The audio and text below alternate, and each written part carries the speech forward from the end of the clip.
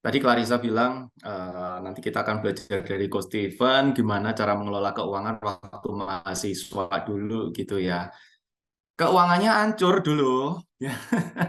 Jadi jadi ini cerita kisah nyata gitu. Jadi waktu mahasiswa juga nggak pernah belajar yang namanya mengelola keuangan, terus sampai bekerja itu juga masih berantakan cara mengelola keuangannya. Nah, itu kenapa uh, beruntung teman-teman waktu masih mahasiswa di usia dini, teman-teman sudah mulai belajar untuk mengelola keuangan. Karena saya dulu nggak belajar, jadi keuangannya berantakan, morat-marit, nggak tahu caranya ngatur duit yang benar itu gimana.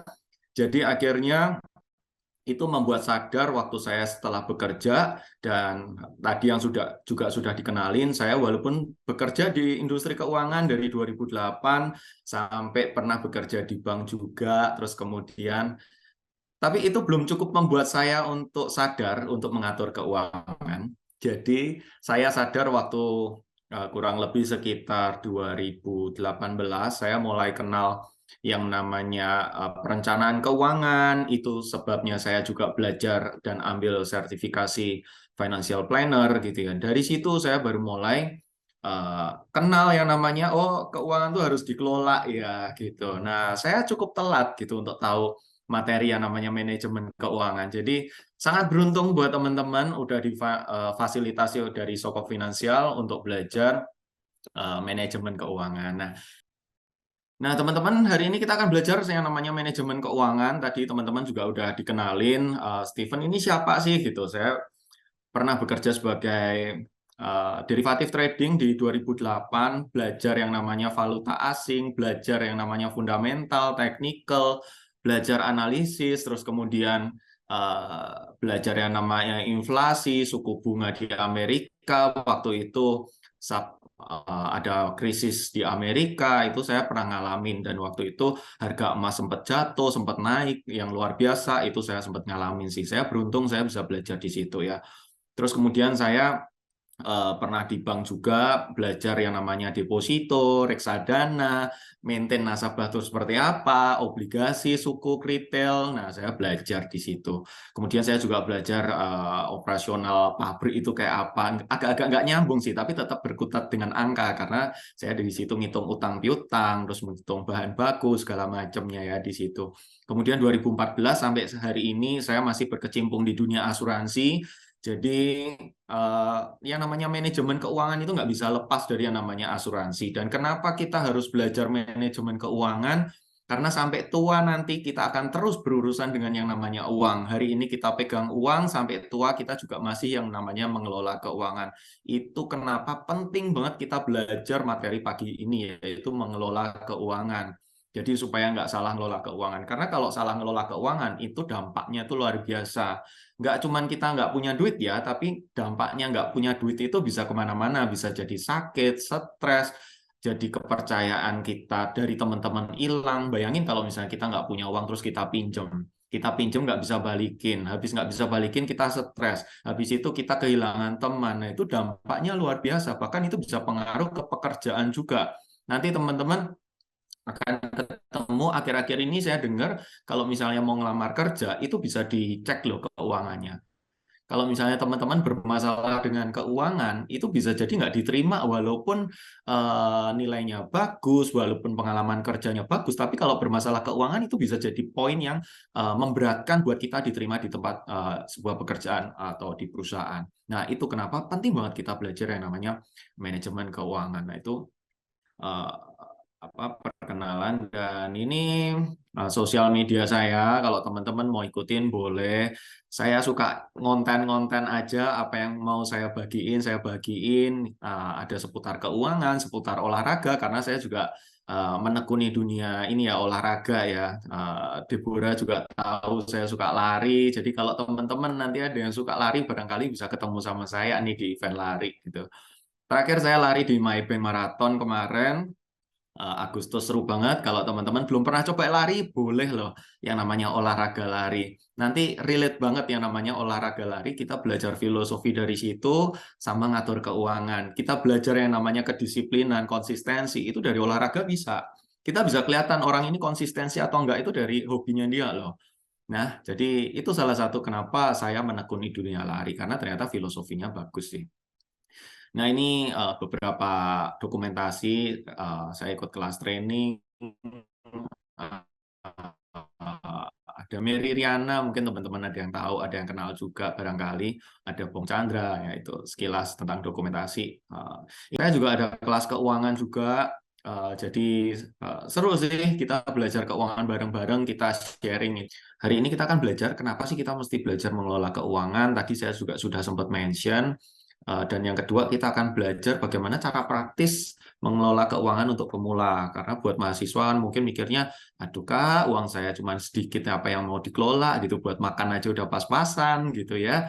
Nah, tapi nanti saya akan bagikan buat teman-teman cara sederhana, cara praktis, kalau kita bisa mengelola uang yang ibaratnya uang kecil kita bisa kelola, saya yakin teman-teman nanti pada saat sudah bekerja, punya penghasilan yang cukup gede, nanti teman-teman bisa kelola juga. Karena dari hal kecil kita bisa dipercaya, nanti kita pasti akan bisa dipercaya hal-hal yang lebih besar. Ya, sebagai pemula saya mau nanya nih di awal-awal, teman-teman udah lihat filmnya Sleep Call belum ya? Barangkali ada yang mau raise hand atau mau kasih isi tanda di chat gitu, oh udah Kak, gitu. Ada yang udah nonton belum nih? Saya pengen tahu nih. Boleh diketik di kolom chat. Belum Kak, gak ada yang ngajak. Aduh, Faiza, oke. Tuh kode tuh belum ada yang ngajak. Boleh yang lain, boleh di kolom chat ketik. Udah nonton belum nih filmnya Sleep Call? Kayaknya kalah sama ini ya, film-film apa sih itu yang Tanah Jawa, terus apa lagi ya? Eh, Kayaknya kalah deh sama film-film itu. Padahal Sleep Call ini menarik banget nih. Buat kita yang belajar keuangan, menurut saya penting banget nih buat dilihat. Kayaknya Air Mata Ujung Sajadah lebih menarik ya, atau The Nun nih. Belum nonton. Barangkali ada yang udah nonton? Boleh ketik di kolom chat yang udah nonton. Kak Deborah udah nonton belum nih ya, Sleep Call?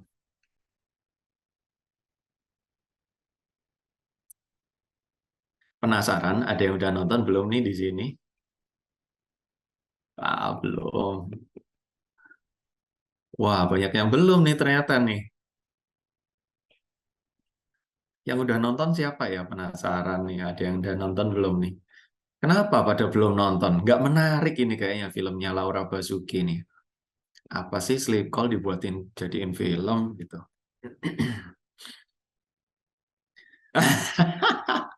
Kenapa jadi belum nikah? Kak Deborah jangan curhat nih, sini.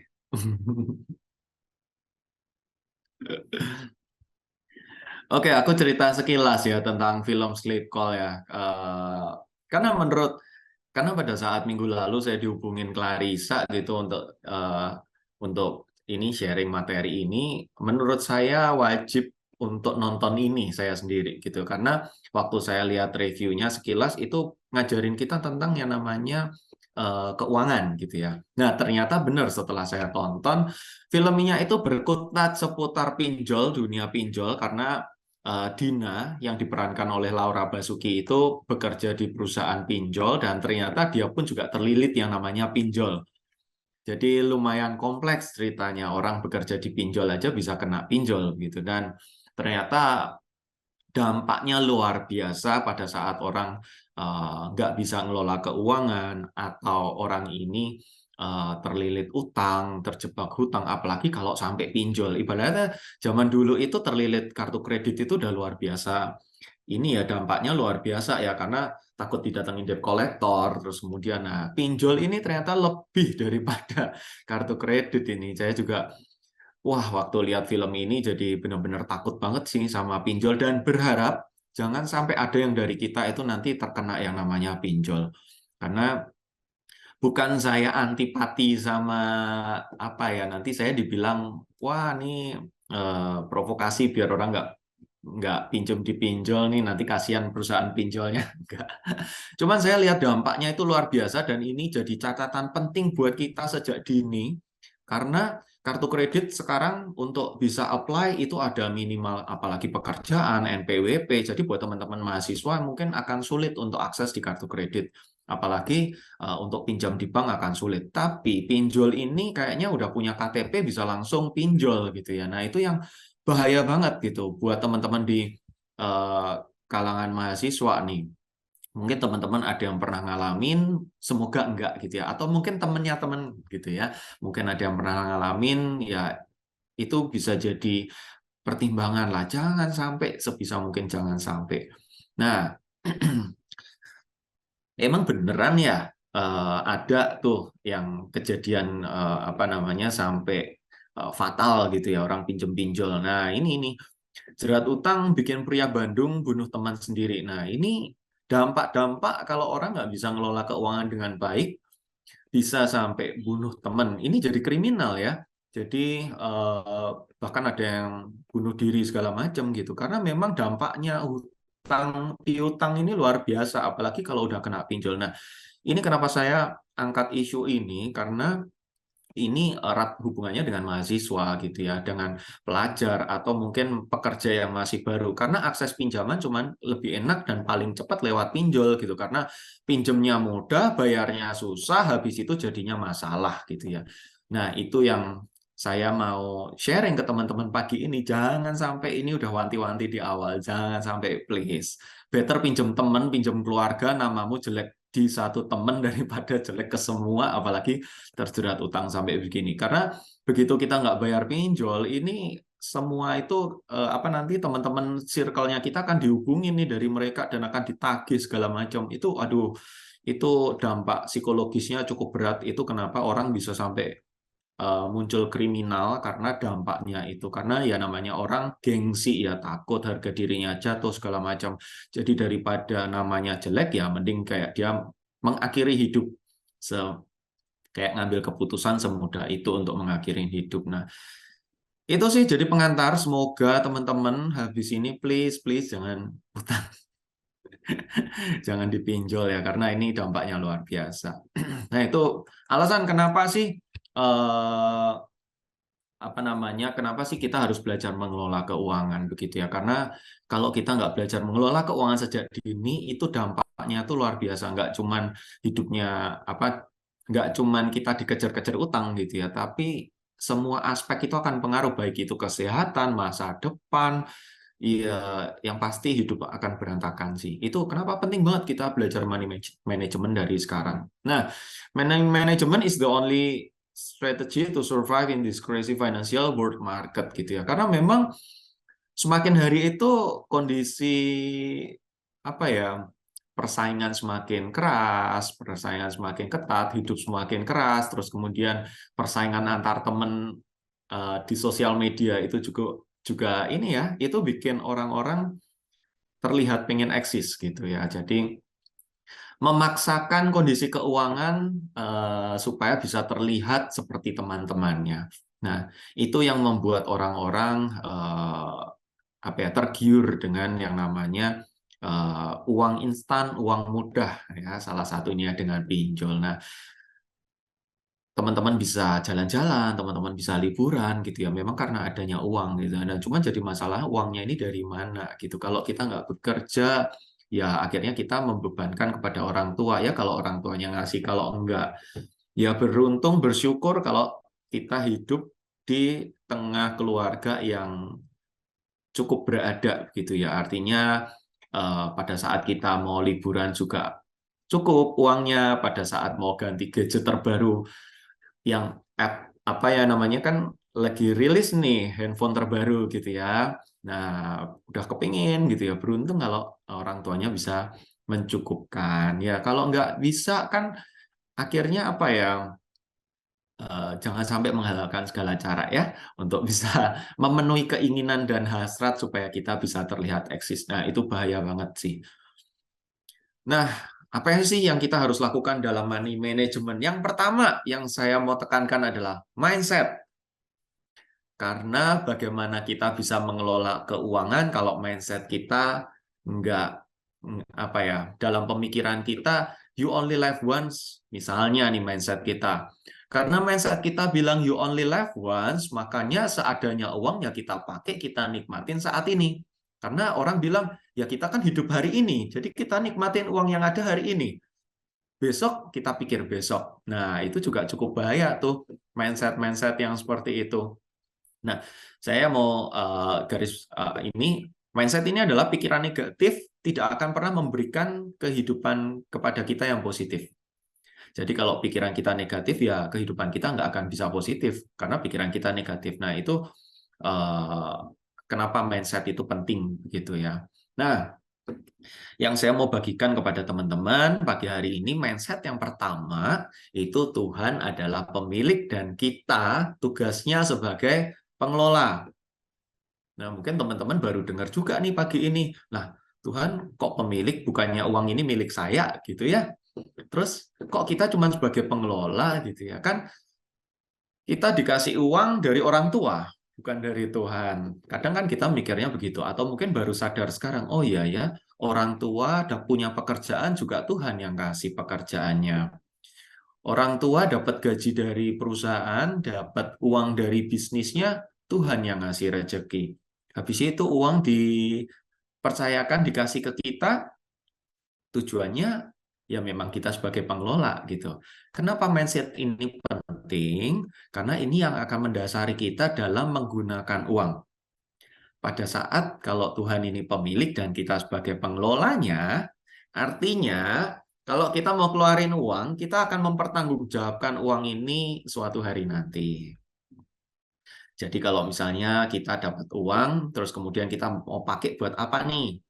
Buat makan, buat liburan, buat ganti handphone, buat jalan-jalan, atau kita mau pakai buat belajar, kita mau pakai buat beli alat-alat buat olahraga, atau member untuk kesehatan, misalnya member gym gitu ya. Artinya pada saat kita punya mindset yang benar, maka kita bisa menggunakan uang ini juga dengan benar. Kalau mindset kita salah, kita juga akan salah kaprah nanti di kemudian hari pada saat kita mau pakai uang.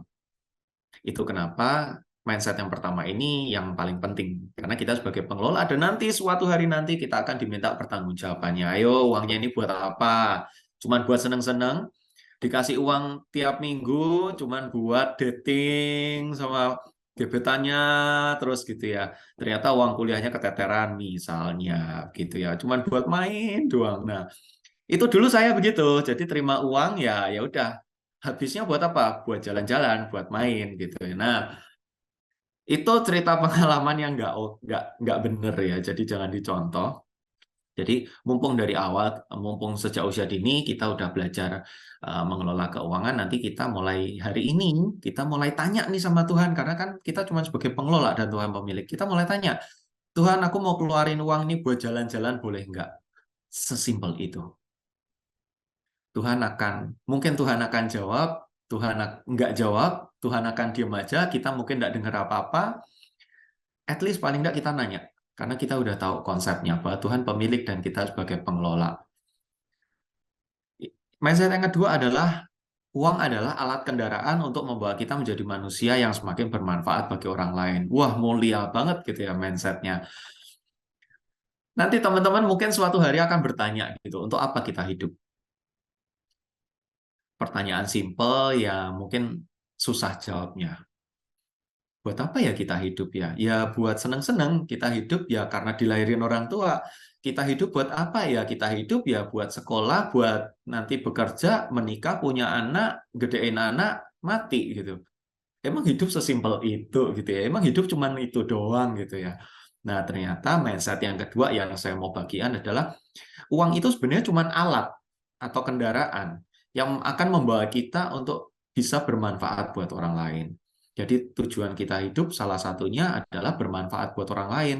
Termasuk kenapa nih saya mau berbagi sama teman-teman? Karena saya lagi melakukan apa yang namanya nomor 2 ini, yaitu bermanfaat buat orang lain.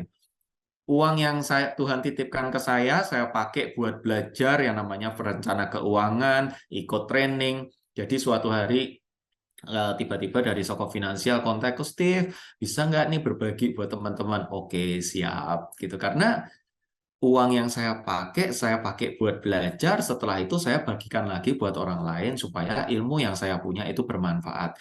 Begitu juga halnya teman-teman. Pagi hari ini teman-teman udah belajar ada 2 mindset paling enggak, itu teman-teman bisa bagikan loh kepada orang lain.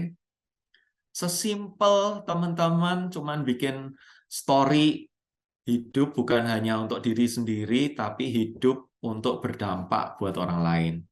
Sesimpel itu. Itu teman-teman belajar sesuatu, teman-teman bagiin ke orang lain. Mungkin ada yang baca, mungkin enggak. Tapi mungkin ada yang baca dan ternyata berdampak loh buat orang lain.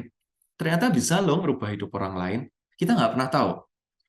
Tapi pada saat kita mau mencoba, mau melakukan, itu yakin dan percaya pasti Tuhan punya rencana sesuatu dalam hidup kita melalui sosial media kita. Ya, jadi 2 mindset pertama ini yang saya mau bagikan sebagai mendasari dalam kita mengelola keuangan. Karena kalau mindsetnya udah benar, ibaratnya semoga kita juga nanti ngelola uangnya juga dengan benar. Sampai sini semoga bisa cukup dipahamin ya. Oke, kita lanjut yang berikutnya. Setelah punya mindset yang benar, kita harus ngapain gitu ya, Kak Steven? Yang kedua, kita punya yang namanya financial goals. Financial goals ini small step in the right direction are better than big step in the wrong direction gitu ya. Teman-teman, financial goal ini atau tujuan atau direction ini sama analoginya seperti pada saat teman-teman tahu mau makan apa siang ini, teman-teman mungkin nggak tahu lokasinya, tapi teman-teman udah tentuin mau makan apa di mana. Tapi mungkin nggak tahu jalannya. Teman-teman ketik di Google Map, habis itu ketik search, maka Google Map akan membantu mengarahkan supaya teman-teman sampai ke tempat tujuan teman-teman. Itu sama halnya dengan financial goal. Tapi kebayang nggak pada saat kita nggak tahu mau makan apa, bingung mau makan di mana, akhirnya eyel-eyelan kalau orang Jawa bilang, eyel-eyelan sama temennya, makan mana? Terserah karepmu, makan mana? Penting enak, yang penting murah, wareg gitu ya orang Jawa bilang gitu ya. Terserah gitu. Nah, itu akhirnya mungkin sejam itu cuma putar-putar nyari makan di mana, habis itu bingung, buang bensin, buang waktu gitu ya. Karena nggak tahu nih, nggak bisa punya pilihan, nggak menentukan pilihannya di mana. Akhirnya apa? Menghabiskan waktu, menghabiskan biaya, menghabiskan bensin. Ya, ya, jadi financial goal juga sama. Kalau kita nggak tahu uang ini mau dipakai buat kemana, mau dipakai buat apa, maka kita akan habis waktu, maka kita akan habis akan menggunakan uang, akhirnya jadi uang itu akan nge-flash yang nggak tahu, nggak jelas kemana, dan ya tiba-tiba habis gitu aja. Belum akhir bulan udah habis gitu aja. Padahal kita mungkin masih punya kebutuhan yang lain. Nah, di poin nomor 2 ini kita bisa mulai belajar untuk membuat tujuan keuangan mulai dari hal yang kecil sampai hal yang besar. Ini relatif banget ya, kecil besar teman-teman ya. Seberapa jauh teman-teman bisa melihat? Contoh, teman-teman mulai belajar mau ganti handphone nih misalnya. Mungkin ada yang dari antara kita, aduh Kak Steve, handphoneku udah jadul banget nih. Mungkin udah baterainya udah ngedrop nih, udah ngecas aja mungkin cuman berapa jam udah habis lagi gitu ya. Berarti mungkin kebutuhannya adalah untuk handphone. Kita berawal dari kebutuhan ya. Karena ada kebutuhan, ada keinginan. Kita tulis dulu yang jadi kebutuhan. Nah, kita bisa nih, teman-teman, mungkin saat ini di hadapan teman-teman ada notes, ada buku seperti itu, boleh dicatat, ditulis-tulis gitu. Sambil dengerin saya ngoceh kayak orang dengerin podcast gitu ya.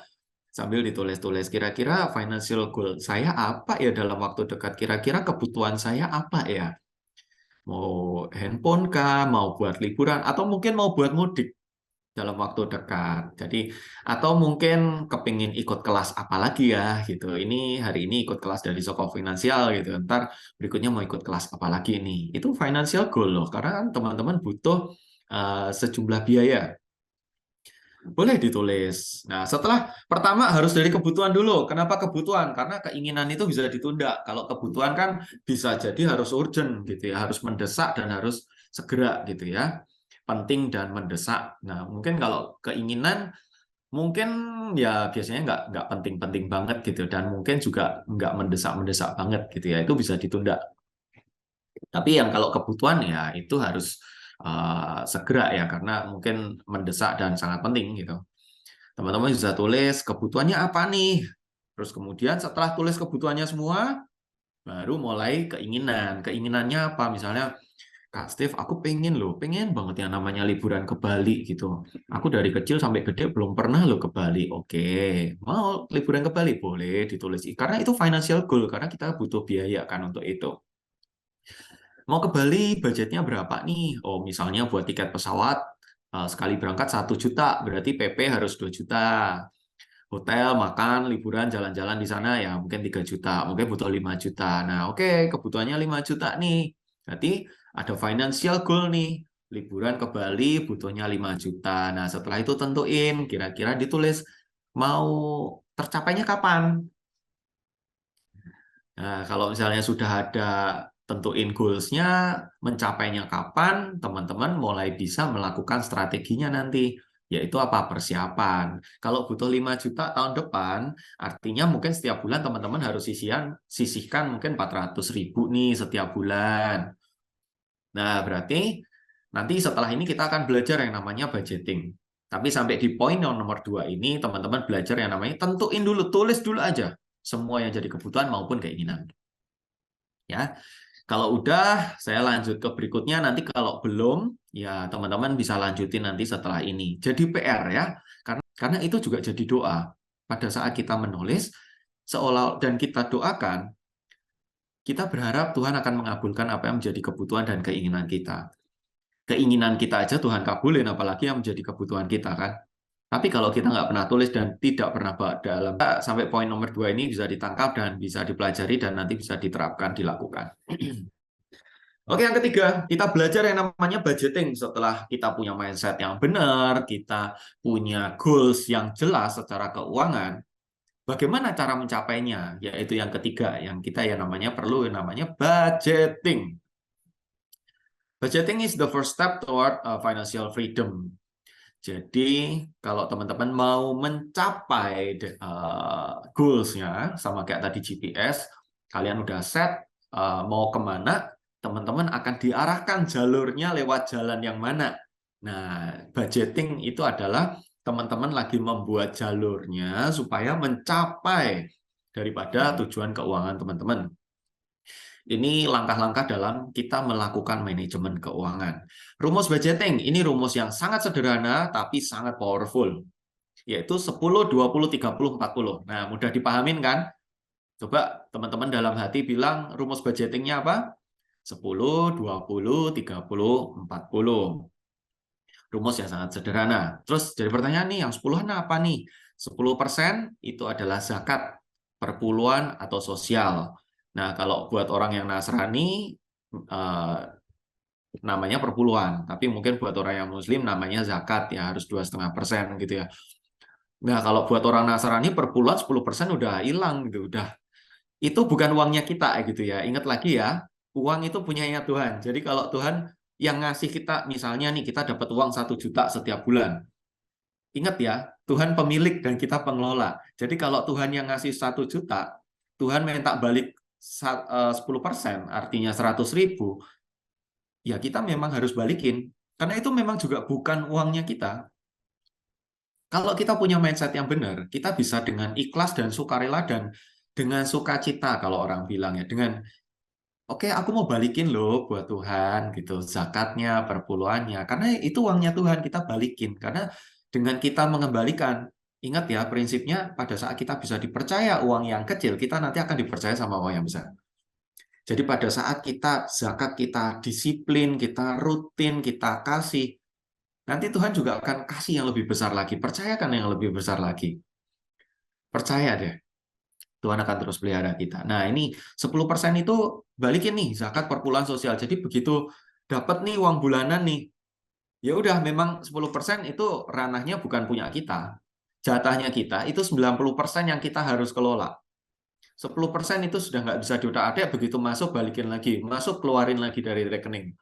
Ya, yang 20% itu ada, biar gampang ingatnya, singkatannya SIP.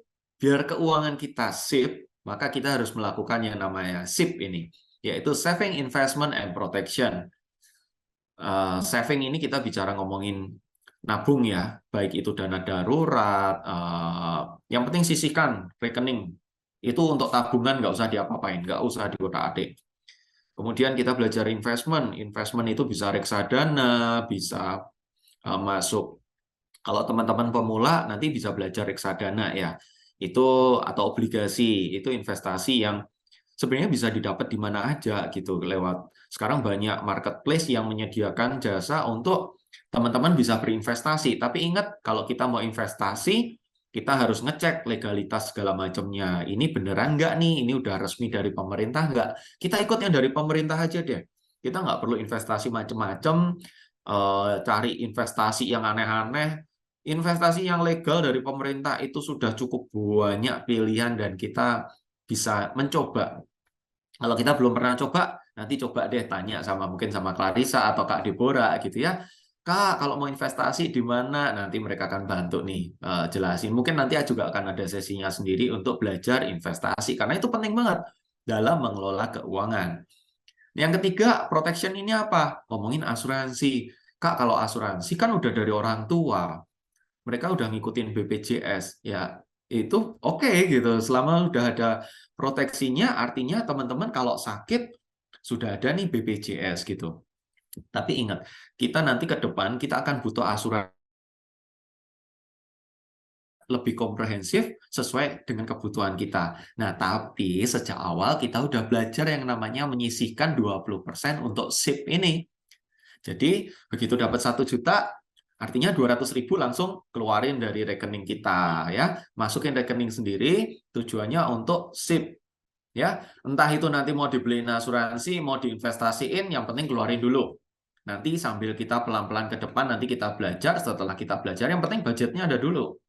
Kalau nggak ada budgetnya, nanti kita nggak bisa belajar atau mencoba, ya. Jadi ini bisa diterapin langsung kok. Setelah ini teman-teman ada uang di rekening, nanti sudah mulai bisa juga nih langsung dipisah-pisah berdasarkan pos-posnya. Yang 30% bayar utang atau bayar cicilan ya. Beruntung teman-teman buat sekarang mungkin masih mahasiswa nggak punya cicilan, jangan sampai gitu ya, karena nanti kalau punya cicilan, terbiasa dengan cicilan, kebiasaan nyicil nanti lama-lama jadi mencicil gitu ya. Pusing gitu ya kalau udah banyak utang, banyak cicilan. Itu udah kayak permen karet. Utang itu kayak permen karet. Manis di awal, habis itu lengket di belakang, nggak bisa hilang, nggak bisa lepas. Lengket nempel gitu karena kita udah kebiasaan juga nikmatin manisnya, pengennya ngerasain manisnya, tapi dampaknya itu ternyata luar biasa. Jadi buat teman-teman beruntung kalau belum terbiasa ngutang, jangan dibiasain ya. Walaupun mungkin orang bilang, Kak, tapi itu kan utang produktif. Oke, kita nanti akan bahas seberapa produktifnya utang itu gitu ya. Nah, jadi budgetnya tetap ada, keluarin dulu nih 30%. Kenapa? Kak, kan saya nggak ada utang, kenapa saya harus keluarin gitu ya. Nah, sebenarnya dengan kita keluarin 30% ya, kita lagi mau mencoba hidup dengan yang namanya 40% ya.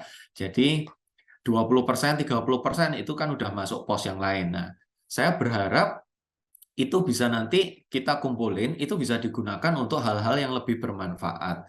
Misalnya contoh nih, kita udah sisihin kan 20% dan 30% itu nih, kita udah sisihin. Nah, contoh nih tiba-tiba suatu hari kita sakit.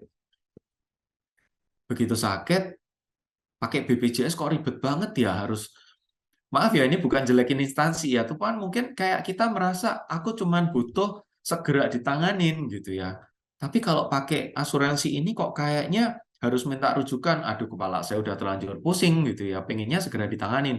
Ya udah, karena kita punya setiap bulan kita sudah menyisihkan untuk saving, investment, dan protection, ada uang di situ, kita bisa pakai uang itu untuk kita pengobatan.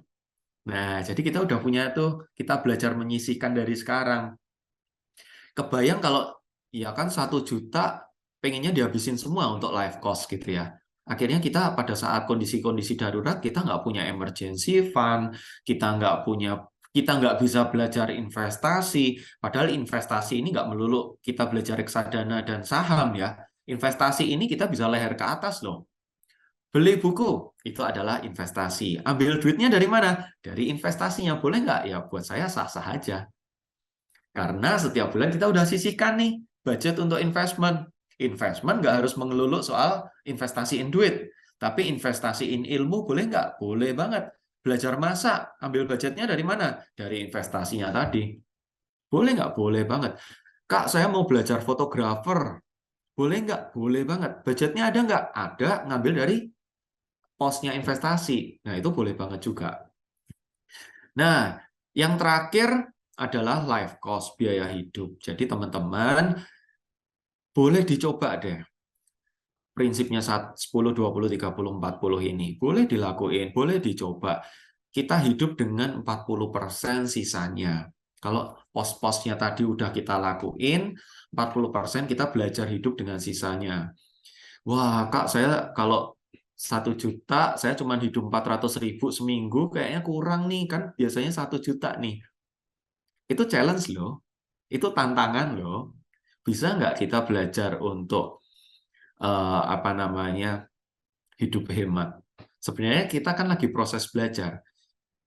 Ini nggak melulu apa ya namanya, nggak seterusnya kok. Kita coba aja dulu 3 bulan kayak apa. Ya Kak, boro-boro 3 bulan. Seminggu aja nggak bisa pakai prinsip ini. Nah, misalnya nanti ada kendala yang seperti itu, boleh di-sharingin. Karena apa? Karena kita yang namanya sebenarnya ini kita lagi mau proses belajar. Kita lagi apa ya, mendisiplinkan diri sendiri. Karena musuh terbesar dalam mengelola keuangan itu bukan orang lain, itu bukan gadget, itu bukan sosial media, tapi itu adalah diri sendiri. Hati-hati dengan pikiran kita. Sebenarnya yang bikin kita salah dalam mengelola keuangan itu adalah pikiran kita. Keinginan kita yang nggak ada habisnya itu loh. Dari pikiran kita kan? Nah, itu kenapa tadi saya bilang relate banget dengan kenapa saya olahraga lari gitu ya. Karena relate banget. Pada saat saya lari, saya harus belajar yang namanya konsisten, saya harus belajar yang namanya disiplin, saya harus latihan seminggu 2 kali supaya saya bisa ikut event, saya harus saving, saya harus persiapan. Itu impact-nya mendisiplinkan diri saya. Nah, termasuk 10, 20, 30, 40 ini kita sebenarnya lagi belajar yang namanya mendisiplinkan diri sendiri. Ya, jadi coba deh lakuin. Nanti kalau teman-teman ada yang mau sharing setelah 2 bulan atau 3 bulan ngelakuin, nggak kuat ternyata hidup hanya dengan 40%, boleh lambaikan tangan ke kamera gitu. Tanya gitu, Kak Steve, ini gimana nih? Nggak bisa nih hidup 40% gitu kan. Teman-teman pada main, masa saya nggak boleh main gitu ya. Nah, itu challenge sih. Boleh. Tapi prinsipnya itu ya, mengelola keuangan dengan budgeting. Oke, kayaknya materi saya cukup 3 itu. Jadi yang pertama kita perbaikin mindset-nya dengan punya mindset yang benar. Diharapkan nanti kita bisa mengelola keuangan dengan benar. Yang kedua, punya tujuan keuangan. Jadi belajar dari sejak sekarang, tulis aja apa yang kita mau, apa yang kita butuhkan, tulis aja. Habis itu kita caranya yang ketiga, yaitu budgeting. Kita mengatur keuangan kita, mulai hal yang sederhana. Ini belum ngomongin financial check up, belum ngomongin nanti apa ngitung dana pendidikan, dana pensiun segala macam. Aduh, itu kejauhan. Kita basic aja, tapi semoga 3 hal basic kita bisa belajar pada pagi hari ini dan itu kita bisa terapkan dan semoga ini bisa bermanfaat ya buat nanti teman-teman ke depan dalam mengelola keuangan. Oke, mungkin materi dari saya cukupkan sekian. Ini sesi tanya jawab. Nah, mungkin boleh dipandu juga, dibantu sama Clarissa ya. Barangkali ada yang mau ditanya jawabkan, ada yang mau ditanyain, boleh. Mau tanya yang apa, boleh. Silakan. Oke, terima kasih Kak Stephen untuk sangat-sangat bermanfaat ya buat kita gitu, jadi sadar gimana sih pentingnya mengolah keuangan, yang mana kalau dari aku sendiri masih sangat-sangat kurang Kak, terutama kemarin waktu jadi mahasiswa gitu kayak ya kayaknya aku tidak seterinci itu untuk mengelola keuanganku gitu. Jadi ya sebatasnya aja gitu, nggak yang rinci harus 10, 20, 30, 40 kayak tadi yang kakak jelasin deh. Itu kalau dari aku pribadi itu ilmu baru banget sih kak. Gitu. Teman ada yang mau sharing atau mau bertanya teman-teman ke Kak Steven, mumpung nih kita berkesempatan tanya langsung Kak Steven dan juga Kak Steven bakal jawab melalui Zoom ini gitu. Kapan lagi kan? Punya kesempatan emas kayak gini. Ada yang mau ditanyain nggak teman-teman? Boleh raise hand ya teman-teman. Atau kalau misalkan berhalangan bisa untuk on mic bisa lewat chat. Nanti aku bakal bantu bacain. Oke, mungkin sambil menunggu teman-teman, aku mau nanya deh Kak. Kalau dari, Iya, boleh. oke, habis ini ya Rama. Kalau dari kakak sendiri biasanya kalau misalkan ada nggak sih catatan khusus buat keuangan kakak gitu? Biasanya pakai apa? Apakah ada rekomendasi gitu? Misalkan pakai Google Sheet atau pakai apa yang bisa menulis mengawali juga pemasukan kakak selama per bulan atau per tahun kayak gitu. Dan kira-kira kadang tuh agak males gitu loh kak, kalau misalkan mau mencatat pengeluaran sama pemasukan gitu. Mungkin Kak pun bisa sharing kira-kira selama ini kayak gimana? Oke, terima kasih pertanyaan bagus banget dan ini juga yang sering banget ditanyain gitu ya. Yang saya lakukan adalah melakukan pencatatan. Karena keuangan itu nggak bisa kalau nggak dicatat. Kebayangin perusahaan ngeluarin duit buat bayar karyawan segala macam cuma diinget-inget. Nggak bisa gitu ya. Kita mau keluarin duit, perusahaan PT Clarissa. Jadi kalau PT Clarissa mau ngeluarin duit harus dicatat. Ada uang masuk, biasanya uang masuk mungkin cuma sebulan sekali ya, itu lebih gampang banget gitu ya. Dicatat tanggalnya masuk eh, tanggal berapa jumlahnya bisa dicatat. Kalau pengeluaran itu yang berulang-ulang. Jadi setiap hari ngeluarin duit buat parkir, buat biaya makan, buat jajan, ya paling sering kan biasanya buat makan ya. Terus buat beli pulsa, beli listrik, beli bayar apa ya, bayar member gym, terus buat olahraga. Kalau saya kayak badminton, terus buat renang, terus buat kadang beli buku, terus beli suplemen, itu perintilannya tuh banyak banget. Ya itu saya kategorikan, kemudian saya catat. Saya catatnya di mana kalau saya lebih suka di Excel. Kenapa? Karena bisa seperti yang saya mau dan sesuai dengan kebutuhan saya. Kalau pakai apps, artinya kita harus ngikutin eh, tampilan yang ada di apps-nya. Dan kalau di Excel, saya lebih merasa secure, lebih merasa aman karena kalau saya butuh anytime ya file itu akan ada. Tapi kalau apps ya nanti kalau tiba-tiba apps-nya udah nggak aktif ya gimana gitu kan. Itu laporan keuangan udah dari kapan gitu ya. Nah itu kalau saya lebih prefer di Excel tampilannya. eh, saya bikin tiap hari gitu ya. Jadi tanggal 1, tanggal 2, tanggal 3 ngeluarin buat apa itu saya catat. Ingat tadi mindset yang berikutnya mungkin saya mau bagiin. Musuh terbesar kita adalah diri kita sendiri. Jadi nggak ada satupun yang dapat menggagalkan kita kecuali diri kita sendiri. Itu kenapa saya menekuni dunia lari, karena itu lagi ngajarin saya untuk disiplin. Mengelola keuangan juga butuh ya namanya disiplin. Kebanyakan problem adalah, Kak, aku tuh males banget ya namanya nyatet gitu. Apalagi kalau parkir aja tuh harus dicatat. Parkir di mall 3.000, terus nanti kita pindah lagi parkir. Nah, saya ya udah mau gimana lagi. Jadi setiap pengeluaran, ingat tadi mindsetnya adalah Tuhan pemilik dan kita pengelola. Jadi hal-hal kecil kalau kita bisa dipercaya, Tuhan pasti akan percayakan hal-hal besar. Jadi pada saat kita mau belajar untuk melatih diri kita supaya lebih disiplin, konsisten, mencatat, ya pasti nanti Tuhan akan kasih percayaan lebih gede. Jadi memang harus disiplin, no choice. Jadi nggak ada pilihan lain. Itu sih. Tapi tipsnya gini, kadang kan kita suka lupa ya kan kita juga nggak melulu ngeluarin uang itu langsung dicatat di handphone. Awal-awal saya dulu menerapin itu, tapi saya bersyukur adanya Google Maps. Jadi saya bisa lihat history saya kemana aja. Dari situ membantu. Jadi kayak malam itu saya rekapan gitu. Hari ini saya keluarin uang apa aja ya gitu. Saya lihat di Google Maps, oh saya keluar ke sini gitu, saya makan ini, terus itu salah satu strategi saya supaya saya nggak lupa. Tapi saya juga nggak perlu nyatetin, oh keluar parkirnya harus ini nyatet gitu. Nggak. Jadi saya langsung review setiap malam gitu, saya review. Kadang yang kedua strateginya bisa pakai nota. Jadi nota-nota itu kita kumpulin. Parkir kan juga pakai nota tuh. Langsung aja masukin di dompet. Jadi begitu bayar parkir di mall, keluar struknya, langsung diminta ya struknya, langsung masukin di dompet. Jadi nanti malam kayak rekapan. Udah kayak orang punya bisnis aja kan? Sebenarnya itu lagi ngajarin kita punya bisnis loh.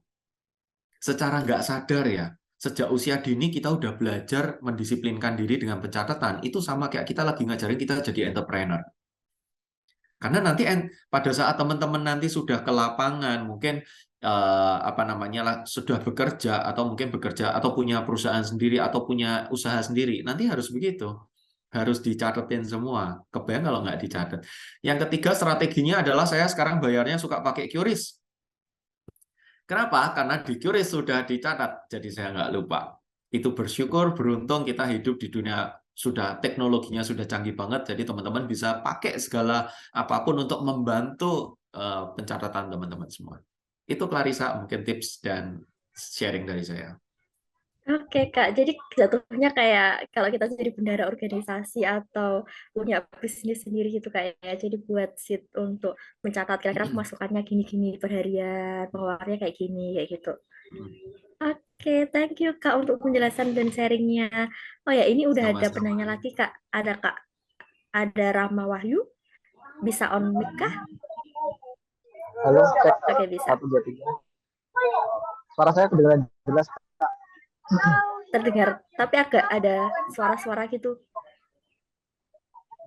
Maaf Kak, soalnya lagi ada suara. Ini Oh ya, tapi masih jelas ya. terdengar. Oke, terima kasih Kak Clarissa atas waktunya dan Kak kan kita tadi membahas tentang budgeting ya Kak, dan di situ ada budgeting 10, 20, 30, 40 dan saya sudah kayak buat budgeting itu dari SMA Pak, tapi yang 30 itu saya buat spend money untuk membuat bisnis gitu. Terus kadang yang 40% itu untuk kos pengeluaran tiap hari itu kadang kurang, jadi ambilnya yang 30%. Pemasukan itu masuknya uang itu enggak setiap bulan, jadi setiap 1 semester sekali. Nah itu gimana ya Kak kalau kita agak bisa ngurangin untuk kos kehidupan, tapi gimana kita bisa untuk ngulangin uang lagi untuk yang 30% menutup 30%-nya itu. Gitu. Jelas Kak suara saya? Ya, bisa kedengaran Rama. Oke, coba saya berbagi ya kepada Rama ya. Saya bantu kasih tanggapan. Yang tadi saya tangkap agak kesulitan karena 40% hidup dengan 40% kayaknya mepet banget gitu ya Kak Steve ya. Kayaknya saya nggak bisa, saya mesti ngambil pos dari yang 30%-nya, kadang harus ditambahkan gitu ya. Dan yang kedua, income-nya mungkin harus 6 bulan sekali gitu ya misalnya. Nah, teman-teman punya income 6 bulan sekali, punya income 1 bulan sekali, punya variabel income yang setiap bulan nggak pasti, punya income yang kadang ada income, kadang nggak, itu semua tantangan. Itu semua punya challenge-nya masing-masing. Nah, itu pentingnya kita melakukan pencatatan keuangan yang Rama tadi udah lakuin, itu kayaknya aku udah oke, udah appreciate banget, udah mulai lakuin budgeting, tapi memang jadi kendala, aduh Kak Steve ini hidup dengan 40% kan nggak cukup gitu ya.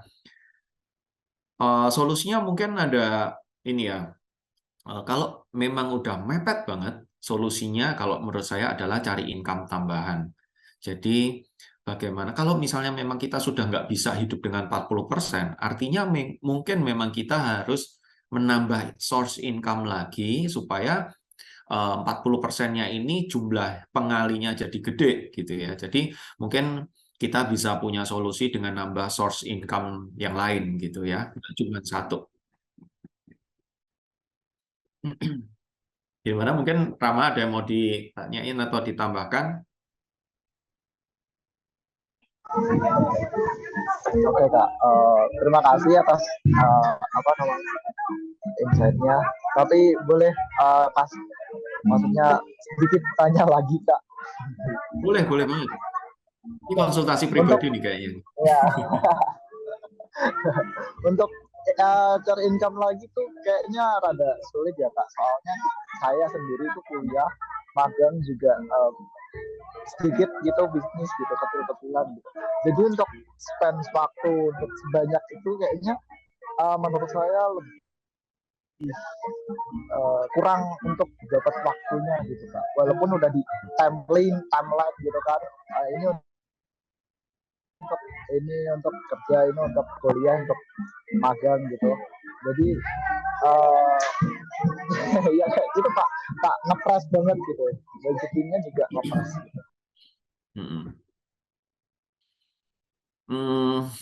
Memang sometimes kita diperhadapkan dengan kondisi yang sulit ya Rama ya.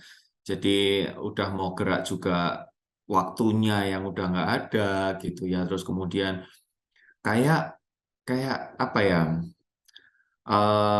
Udah kayak jalan buntu gitu ya kadang. Ya udah nggak bisa apa-apa ini udah nggak bisa gerak. Itu kenapa kalau saya boleh bilang ya coba kita nanya sama Tuhan gitu. Tuhan, balik lagi ini memang secara nanti efeknya ke spiritual gitu ya. Kita nanya, Tuhan, ini saya nggak cukup dengan 40%. Kira-kira Tuhan ada solusi nggak gitu ya. Karena saya mau mengembangin bisnis, saya mau nambah source income, kayaknya saya juga udah waktunya udah terbatas, saya cuma punya 2 tangan, waktu 24 jam gitu ya. At least kalau saya boleh bilang, coba deh kita bawa ke dalam doa. Karena kadang ini pengalaman pribadi saya ya, pada saat saya diperhadapkan kondisi keuangan yang sangat sulit, saya doa sama Tuhan dan memang mungkin nggak langsung jawab saat itu gitu ya, tapi kayak Tuhan membawa kemana nih kita hidup ini pelan-pelan gitu, Tuhan akan bawa ada aja jalannya gitu ya dengan yang nanti Tuhan akan akhirnya Tuhan mencukupkan gitu. Misalnya tadi ngelola keuangan mungkin dengan 34 mungkin hidup dengan 40 nggak bisa, negosiasi aja. Misalnya kita kan Tuhan pemilik dan kita pengelola. Kita negosiasi Tuhan kalau harusnya kan budgetnya gini nih gitu. Boleh nggak nih aku ambil 30%-nya supaya nambahin jadi 70% dan saya bisa hidup dengan 70%-nya gitu kan.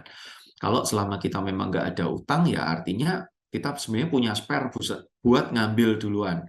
Tapi ini problem sih harus ada solusi ya untuk ke depannya. Mungkin ini kan temporary sampai kuliahnya juga selesai, sampai nanti magangnya juga selesai. Nah, setelah itu kita mulai akan lebih enak, lebih leluasa lagi dalam menghasilkan income gitu. Karena kita udah nggak kuliah dan kita mungkin udah selesai magang, jadi kita bisa full konsentrasi fokus kita sama bekerja.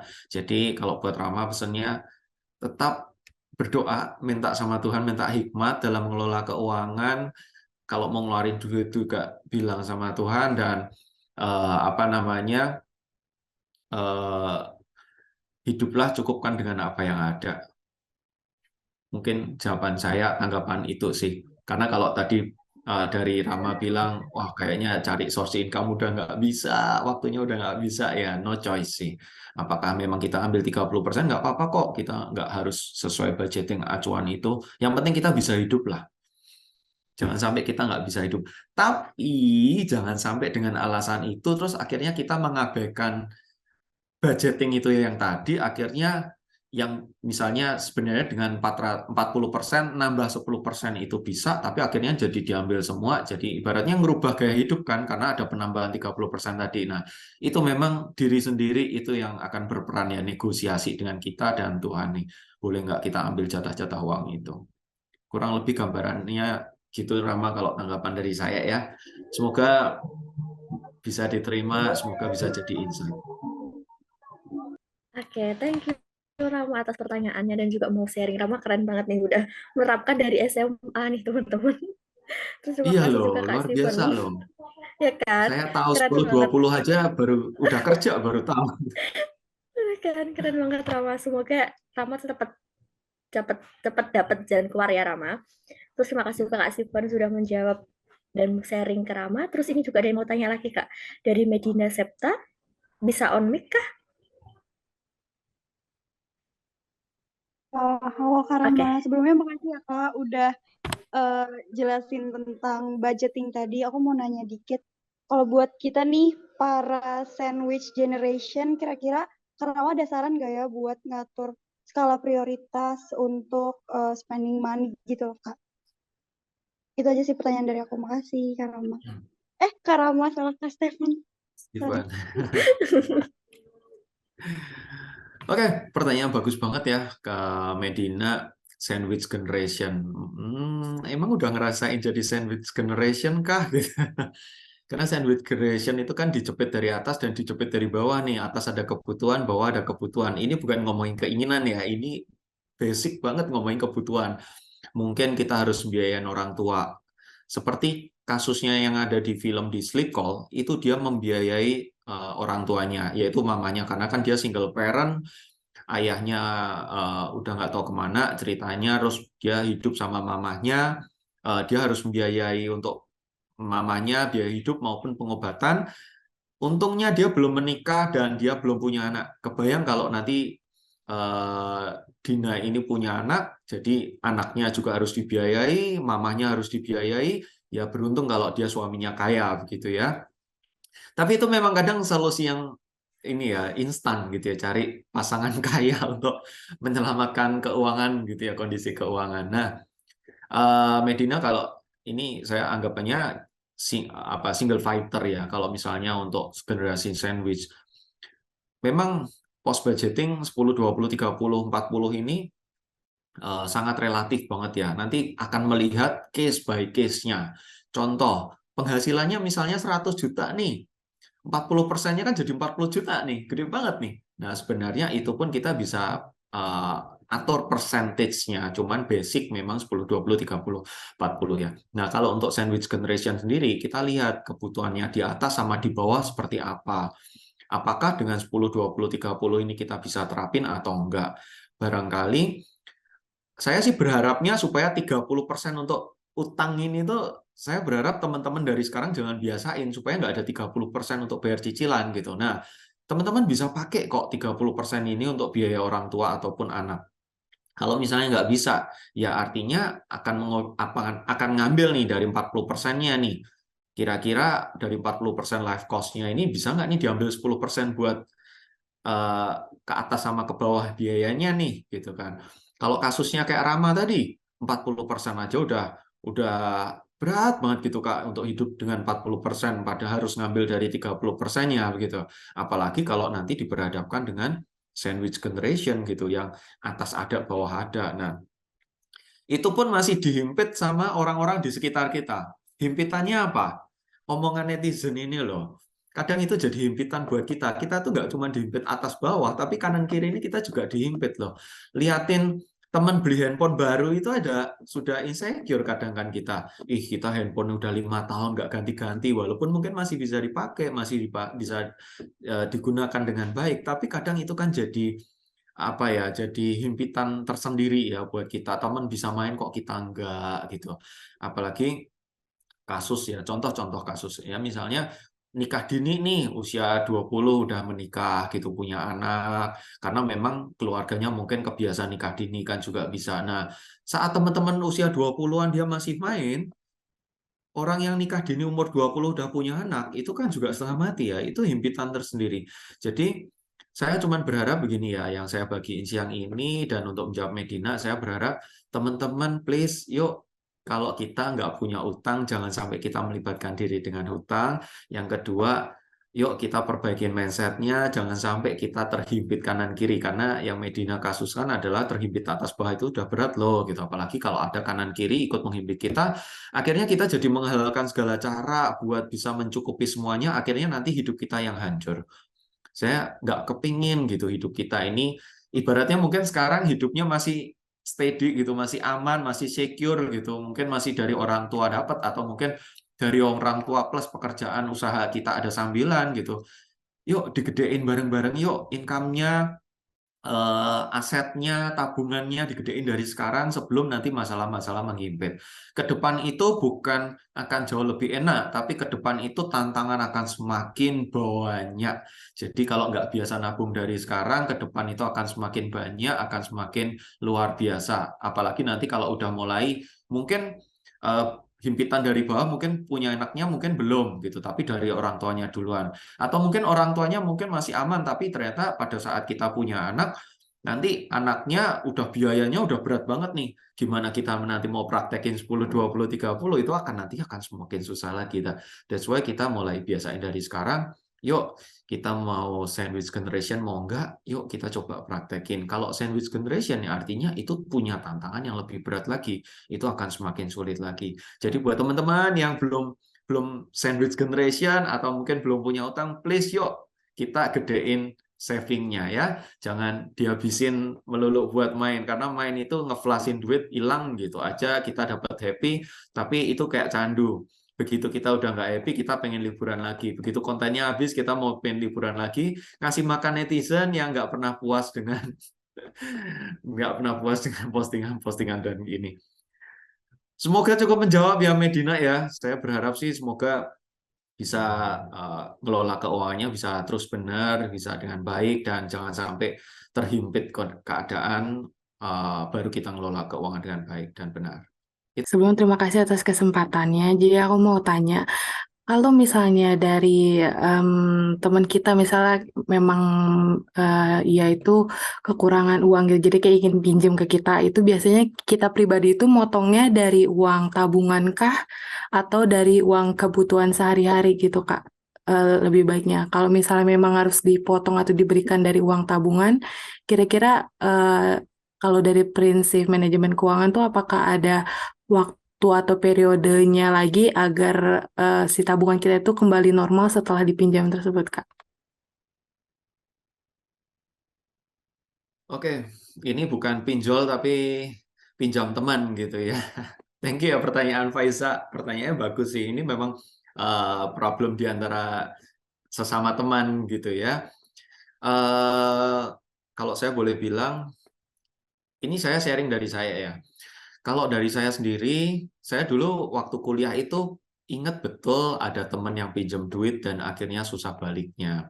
Pinjemnya gampang, baliknya itu luar biasa nagihnya. Ya. Bahkan bisa setahun itu nggak kelar-kelar gitu urusannya gitu ya. Jadi saya belajar pengalaman dari situ, uangnya baliknya nggak seberapa, pinjemnya nggak seberapa, tapi lama, nagihnya juga lama, akhirnya hubungan pertemanan jadi rusak. Dari situ saya memutuskan saya nggak mau pinjam-meminjam duit lagi. Jadi kalau misalnya memang apa namanya, kalau terpaksa memang harus minjemin, saya better ambil budget dari 10% yang sosial. Itu kalau misalnya saya minjemin atau saya ada teman yang pinjam, saya ambilin budget dari itu. Kalau misalnya memang masih ada budget untuk sosialnya, saya akan kasih di situ. Saya tidak berharap untuk kembali, walaupun dia yang bilang, ya nanti tak balikin akhir bulan. Itu kan jawaban klasik ya kalau ada teman yang minjem nanti dibalikin akhir bulan atau pas gajian atau dibalikin 2 hari lagi. Tapi dalam hati kecil saya bilang ya ini uang sosial kok. Jadi kalau misalnya sampai itu nggak balik, ya sudah saya juga ikhlaskan karena itu memang budget dari sosial. Tapi kita juga lihat case by case ya. Kita lihat seberapa dekat orang ini, seberapa dekat sama kita, dan kita juga lihat kebutuhannya ini sebenarnya dia mengelola keuangannya gimana. Karena kalau saya minjemin uang tuh saya juga lihat-lihat orangnya. Kalau orang ini deket banget, terus kemudian sebenarnya cari pakai uangnya juga bener gitu ya. Cuman memang mungkin ada kebutuhan mendadak, misalnya tiba-tiba handphonenya jatuh rusak dan dia harus segera beli handphone, ya no choice gitu ya. Kan juga nggak bisa daripada pinjem online gitu ya. Jadi ya udah gitu, kita keluarin gitu. Kalau saya ambil bisa jadi yang 30%-nya dulu.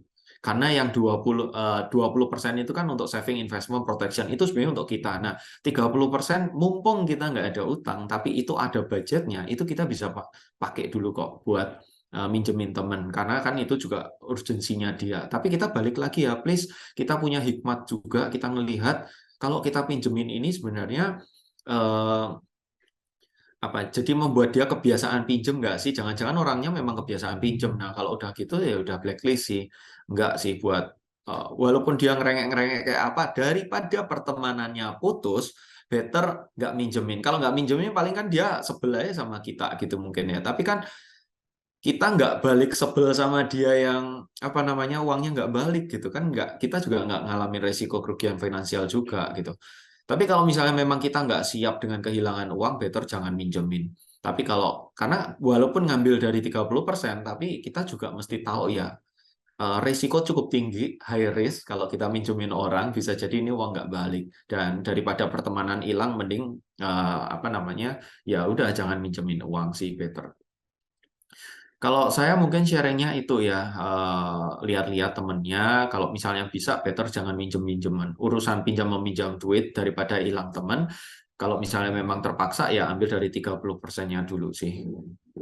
Jangan sampai ambil dari 40% ya.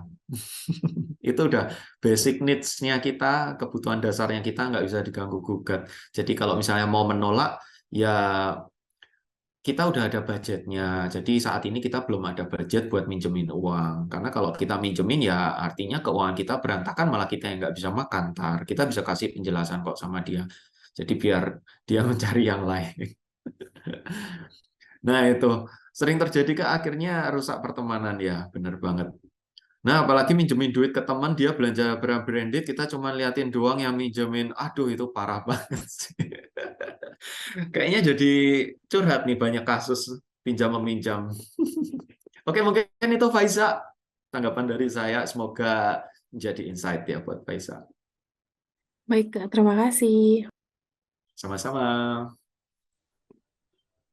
Oke, thank you Faiza. Oh ya Kak, karena waktunya juga sudah pukul 11.31, mungkin kita akhiri aja ya Kak sesi tanya jawabnya.